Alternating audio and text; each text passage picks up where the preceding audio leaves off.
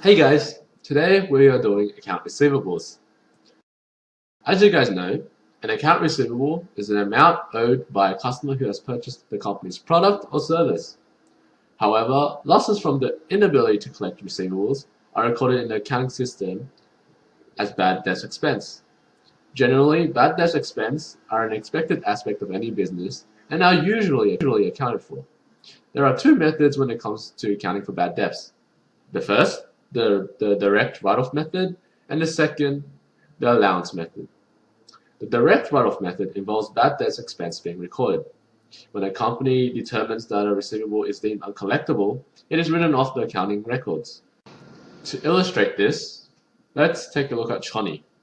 Choni charges Peter $1,000 in the month of January 2018. His initial entry would be a debit in account receivables, and a credit in sales. However, it came out that in March 2018, Choni discovers that his account receivable is deemed uncollectible. Choni will then have to make the adjusting entries. Using the direct write-off method, he will debit bad debts expense and credit account receivables. Note that while this method is simplistic, it violates the matching principle.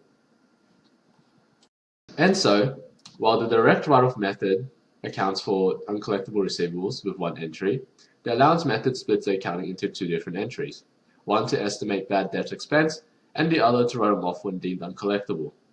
So instead of writing off straight away, the company increases a contra asset account called the allowance for doubtful debts. This contra asset account is increased until the receivable is deemed uncollectible. To illustrate this, let's use a different example. Let's say Johnny CDs makes credit sales of $100,000 to Carl's Surfboards in the beginning of 2017. The beginning entry would be a debit in account receivables and a credit in sales. However, based on past calculations and trends, Johnny CDs estimate that $5,000 will be uncollectible by the end of the year. Johnny will therefore make the following entries based on the allowance method. He will debit bad debts expense and credit allowance for doubtful debts by the $5,000 estimation.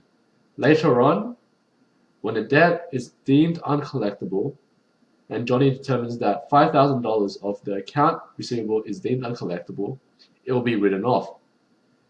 As such, there will be a debit in the allowance for doubtful debts and a credit in account receivables. And that's it. Hope you enjoyed and see you next time.